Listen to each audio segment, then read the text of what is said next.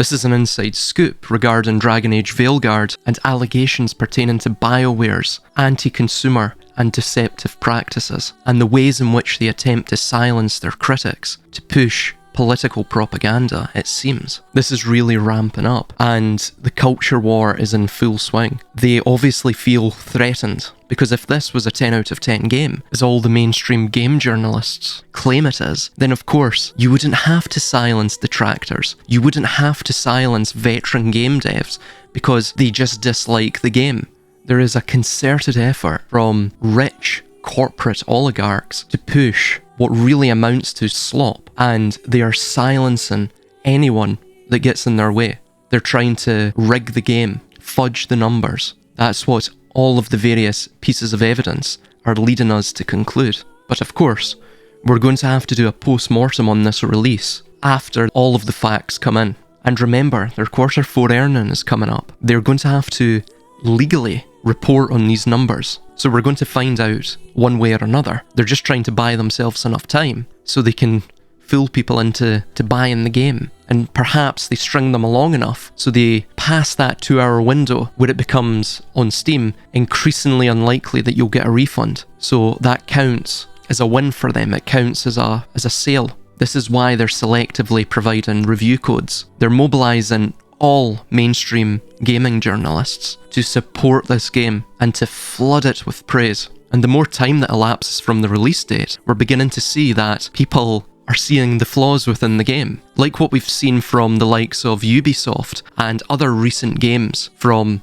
big AAA and supposedly quadruple A publishers. They can't even get water physics correct, or they don't even bother to take the time, put in water physics into the game. I mean, what the hell, man? You know, pinch me, have we entered the Twilight Zone? It's like a Black Mirror episode. It's insane. And I don't think this is just purely down to natural incompetence. There is clearly a correlation here with the new social paradigm that has infected these studios and these publishers, which has trickled down from the likes of BlackRock and what have you. These publishers and game studios, they're lazy. They don't care. They would rather just go down the path of least resistance, of silencing their opponents and placating niche markets of die-hard fanatical ideologues. The quality is just down the drain, and it seems like the Western gaming industry is circling the drain.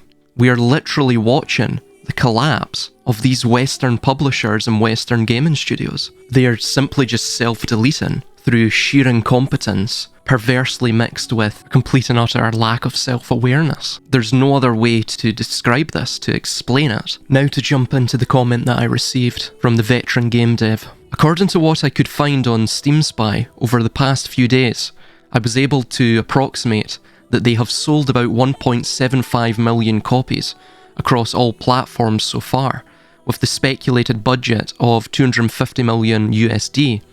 Their break-even number is more, within the region of 5.5 million to 6 million copies. So the harsh reality is that they only cover about 30 to 35% of their development costs in the first few days, including the first weekend after launch, plus the drop-off rate of their sales is 65% day to day, which is a horribly high number for any big single-player game. Yeah, they're cooked. They're totally cooked. This is just clearly not a Dragon Age game. It is, again, as I stated, it is hollowed out, it is bland, boring, banal, totally inauthentic, and is clearly an exercise in demolishing the series that we know, we love, we cherish. And we don't know the real number of Steam refunds yet, but it'll come to light once more data propagates to Steam Spy. By all means, they are cooked, and are just lying about sales and critical reception of this game because of EA stockholders. Wait for the Q4 financial call for EA. They can't lie there, as it's actually illegal to do so. They have a fiduciary responsibility to their shareholders, of course. And one of the major shareholders is BlackRock, so they have a fiduciary responsibility to go woke, go broke. Then he goes on to state this, listen up. Nice, you noticed my comment, so let me give you another piece of information. I'm a game dev of 16 years with titles like DayZ, Kingdom Come Deliverance and Dying Light 2 in my portfolio, and I used the recent Skill Up review and the points he was making in it to write a LinkedIn post about quality of writing in contemporary AAA games, using Dragon Age Veilguard as an example, all in a very professional, respectful manner, of course. It is LinkedIn, so you would do that, yeah. Guess what happened? My LinkedIn profile got blocked, so while I was waiting for their team to reinstate it, I went to BioWare's official YouTube channel to tell them to stop using trolls to deplatform veteran devs from LinkedIn, and of course, they blocked me there too. And now I can't find their official YouTube channel at all while signed into this YouTube account. Since then I got my LinkedIn account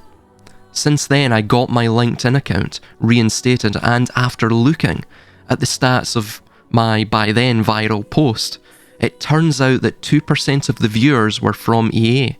That is about 170 people from EA at the time when it happened, which is definitely enough to trigger the automated flagging system LinkedIn has. I've tried to communicate this story to a couple of decent gaming YouTubers, including Asmongold. So there you go, confirmation that EA is a completely deceptive company that you should not trust at all with your hard-earned cash or with your beloved game franchises, because they will drive them into the dirt of obscurity and turn them into a boring pile of trash. They see that the game is atrocious, it's going to sell terribly, but they've got to peddle this abhorrent slop for their corporate paymasters at BlackRock, and the only way to do so is to silence their detractors. And this really shows the control that BlackRock has over these companies. And even besides that, the game itself is improperly designed. It is atrocious. The dialogue, of course, is shocking, but even the dialogue options, for example, if you pick F off, your character will not state that. Moreover as well, there's not a great diversity of dialogue options. You couldn't roleplay throughout the game. You're essentially playing a linear adventure game. It is not an RPG. You're on rails the whole time. Again, as I've stated, it's like a hand-holding exercise. And the reason I'm making these videos is because if people do not speak about this, if they do not speak about the absolutely abysmal offerings that are coming out of the AAA scene, then nothing will ever change. We have to voice our concerns, we have to scrutinise these publishers and studios for what they're doing to our beloved franchises and to the gaming industry as a whole. It's very simple. We just want good games that don't feel like we've just entered a re-education camp and going through the umpteenth lecture on whatever social justice issue is fashionable today. By all means, include X, Y, and Z to ensure inclusivity, to ensure representation, but don't then limit the inclusivity by firstly masculinizing all the females. So of course you can be a beast, but you can't have anything larger than basically double A cups. It's totally ludicrous. You can't even have an hourglass shape in it. This isn't about sexualizing the characters or whatever. What it's about is this is an RPG. If we're for inclusivity in certain areas, then we're for inclusivity in all areas. But it seems you only have freedom in the confines of the ideology, in the confines of woke. Beyond that, there is no freedom. So it's a false bill of sales. They're telling you this is inclusive, but you can see none of this is inclusive. In fact, all it seems to include is a certain brand of thinking, and all other types of thinking are completely outlawed within the game. You're railroaded through it. Inclusivity is meant to equal freedom. It's meant to equal equity and equality, and it most certainly ought to include total spectrum representation. Representation of all different types of people. But ultimately all you do is just represent one subsection of the population, while absolutely alienating everyone else.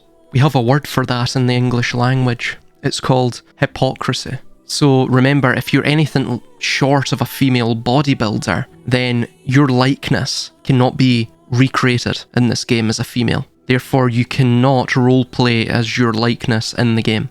That is inclusivity. According to BioWare, according to EA, and according, of course, to BlackRock.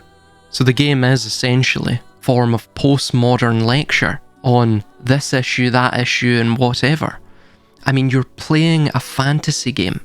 I don't expect a heavy dose of reality when I purchase a fantasy game. It is false advertisement. Jesus, you buy a fantasy game, you start playing it, and the dialogue and the writing almost feels as though you're listening to a college kid from 2024. I mean, it's a high fantasy game with medieval aesthetics, essentially. It just feels totally anachronistic. It doesn't fit with the setting, and that's another thing why it is totally jarring. It just doesn't make sense. None of the game makes sense. And on another rather poor note, I'm hearing bad things about Elder Scrolls 6, and there's been a few updates with ESO regarding this same line of progress. We all know that Elder Scrolls 6 is dead on arrival. It is absolutely heart-wrenchingly tragic. But then again, this is what the gaming industry has come to.